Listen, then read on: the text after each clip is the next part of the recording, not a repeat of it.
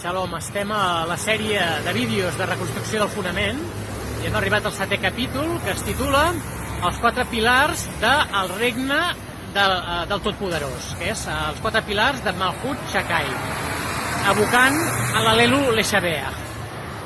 Aquests 4 pilars els podem ordenar a partir de les 4 primeres sefirot, que són Hesed, Geburah, Rahamim i Netzach. El Hesed podem relacionar-lo amb la Torà, que es parla de Torat Hesed al Leshona, evocant a Mishlei, evocant proverbis, de l'Eshet Hail, la cançó Eshet Hail. La Torà és Torat Hesed i la primera etapa de la relació entre les persones ha d'estar basada en els valors de la Torà, que sobretot estan fonamentats en el Hesed d'Abraham, i en aquest tipus de relació la podem relacionar amb l'estudi de la Torà, que en l'estudi de la Torà, en Habruta, és l'ideal, la situació ideal de l'estudi de la Torà és en Habruta, i s'ha de produir una situació d'igualtat entre els estudiants, hi ha d'haver respecte, però no s'ha d'imposar un estudiant sobre l'altre. La situació diferent és quan s'estudia Torà amb un mestre, que en aquest cas, evidentment, la preeminència l'ha de tenir el mestre i, sobretot, la direcció d'aquest estudi, en general, la situació normal és que la porti el mestre. La segona etapa seria la Geburah. La Geburah la podem relacionar amb l'Alahà.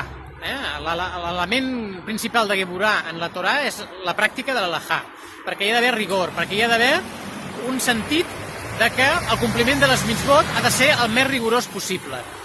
Això també ho podem relacionar amb la Tefilà i en particular amb els Teilim. Els Teilim, també, l'estudi en profunditat dels Teilim ha de fomentar en nosaltres una sensació d'anul·lació davant d'Hashem, d'acceptar la voluntat d'Hashem.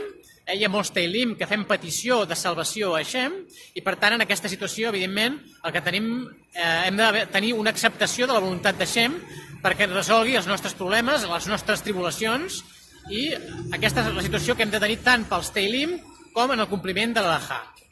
El tercer nivell és el Rahamim, que el Rahamim el podem posar en paral·lel amb Pirkei Avot, que és la part de la Torà on el Rahamim ha d'imperar. Per què?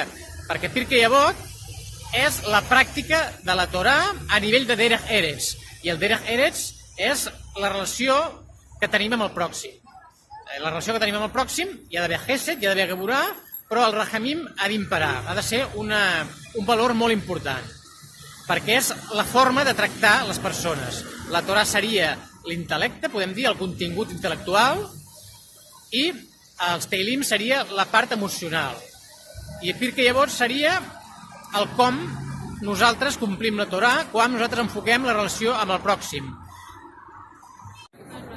El quart pilar és Netzach, que és un àmbit global, és un àmbit que ha de tenir permanència, que és la forma de comportar-se, la forma de governar-se a un mateix o la forma de dirigir a una altra persona quan aquesta persona és subordinada nostra, per exemple, a nivell laboral o a nivell d'una ensenyança, també.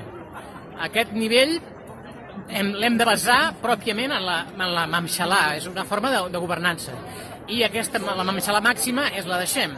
I nosaltres hem de sotmetre'ns a la voluntat d'Hashem en el tracte amb les altres persones. És la clau de com relacionar-se amb les altres persones.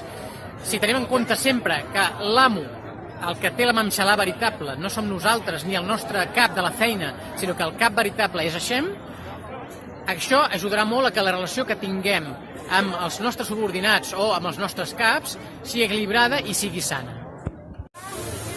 És interessant reflectir que aquests 4 nivells, aquests 4 sefirot, que són Hesed, Geburah, Rahamim i Netzach, es poden contrastar amb els 4 primers llibres de la Torà.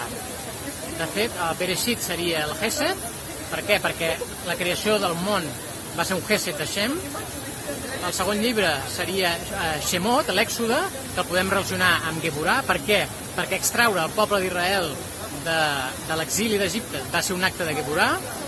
El tercer llibre seria Rahamim, que és els Korbanot, que és el llibre de Vaikra, perquè els Korbanot permeten la Teshuvà al poble d'Israel i a la humanitat.